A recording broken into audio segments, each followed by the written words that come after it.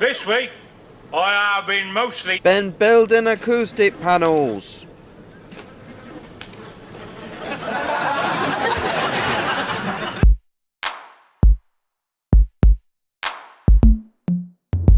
This video is going to be about making acoustic panels, and this is one of the finished products here. So I'm going to talk to you about the entire process, which starts in the garden, building the frames, and then adding the cloth, adding the insulation in the centre, and then adding the back to it. These are being built for the new recording studio, which is going to be outside. One of the pieces of footage that was lost was how to cut the frame sizes. The sides were supposedly 1200 millimeters in length. However, we found when we went through them and actually measured them properly that they were all slightly different lengths and like 0.5 centimetre out.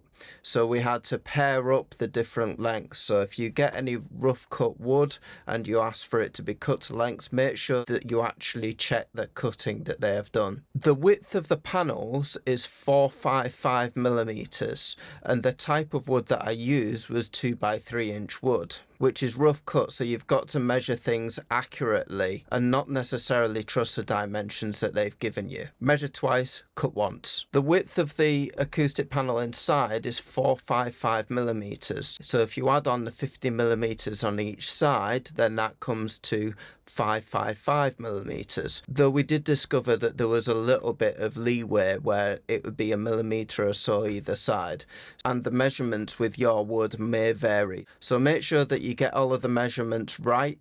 And if you can get hold of different size panels, like 600 millimeters wide, a lot of rock wool comes in that size, then be sure to adjust your measurements according to that. Right, we're pre-drilling these because the screws are so long. We're going to need as much give as we can, plus it helps us to align them if the holes are already there.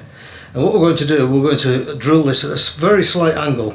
They won't meet as a V, the bottoms of the screws won't meet, but it does strengthen the joint when the screws are slightly out of line. So we can do that just by eye, 2 degrees that way. We'll do the same again on this end. Once the screws are all the way in, they form an angle such as that, which helps and strengthens the joint.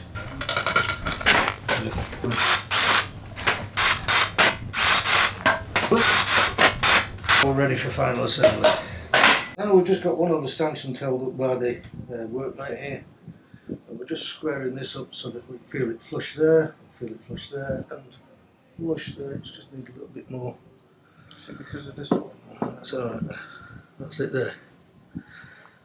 Just hold that there, and then we just give the screws a tap. Just to set them in place. David can hold it. And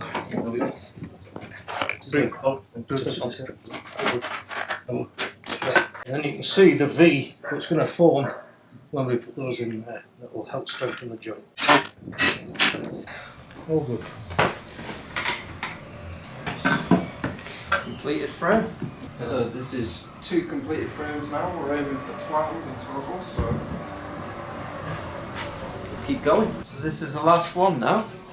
So we've got 12 frames over there, and then once we've done these, the next stage will be to put the cloth on and staple the cloth in place and put the insulation inside, and I'll do that inside.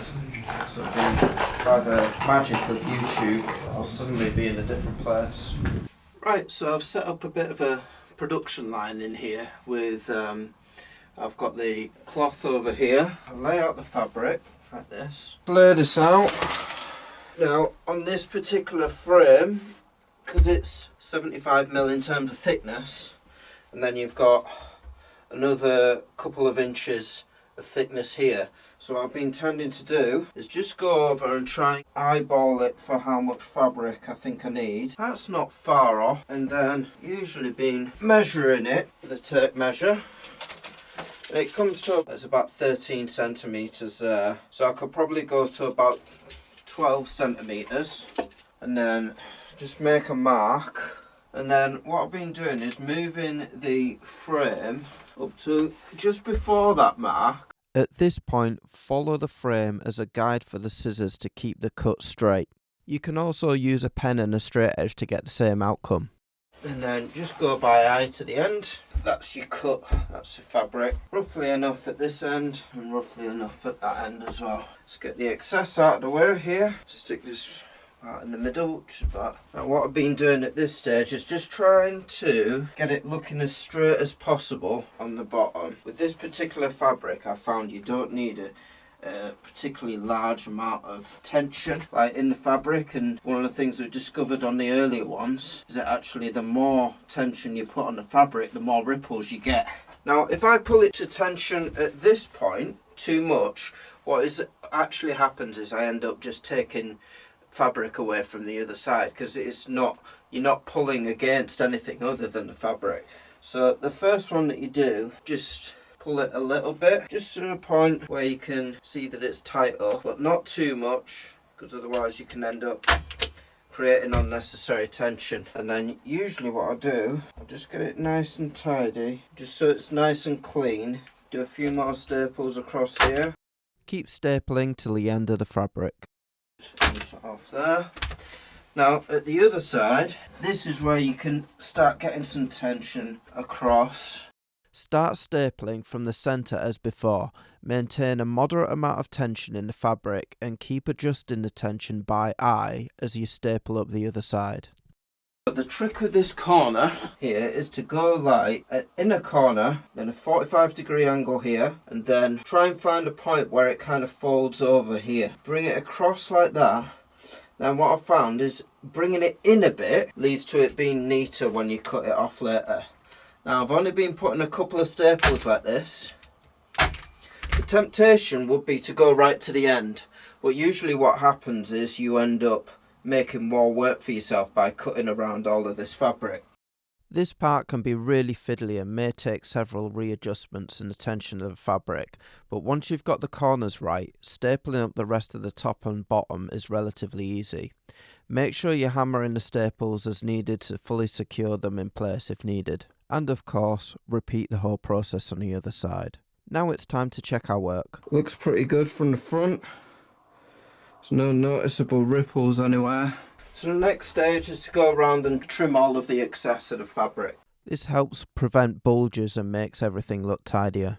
Trim up to the edge of the wood and no more. So the next thing I need to do is put the insulation in. So I'm just going to go and grab a panel from downstairs and slot it in, and then we'll put the back covering on and staple that on too. Right, so here's a test to see that this fits in. So let's just go ba-dum. It looks like, as with all of the other frames that we've done, that my dad got all of the measuring absolutely perfect and it fits in perfectly. So the next stage is to put the back on. Now these are all pre-cut roughly to the size of the panels. So let's go and grab one of the sections that I've pre-cut. So in terms of where I've been stapling these, once I've laid them out, I've tended to try and aim for the inside edge of the wood, so that when you cut this off, you've got quite a lot of space at the end, so you don't have the cloth appearing on the outside from behind, which I've had on some of the earlier ones that I did, where I stapled around the outside. It ended up being a bit scratty and looking like there's some cloth appearing from the back. So I tend to feel around for the inside point here, and I start off with a corner, and then I work my way along.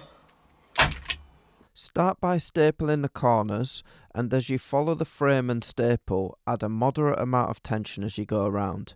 Be careful not to pull too hard, as this may add unwanted ripples and may even rip the fabric. And then I go around with a pair of scissors and trim off any excess. Stapling close to the inside edge of the frame will mean no backing fabric can be seen from the front once cut. And that is one acoustic panel. So let's lift this up, have a quick look. So at this point I just have a quick inspection of the panel, look for any ripples. One of the good things about this material is it is very, very forgiving. And even when you get the odd ripple like here, it tends to not transfer over to the front. Looking at the back, all looks fine. And then you've just got to do that 12 times. Right, that's a video on acoustic panels. Please like, share and subscribe to the channel, and I will see you next time. If you have any questions, please put them in the comments and I'll try and answer as best as I can.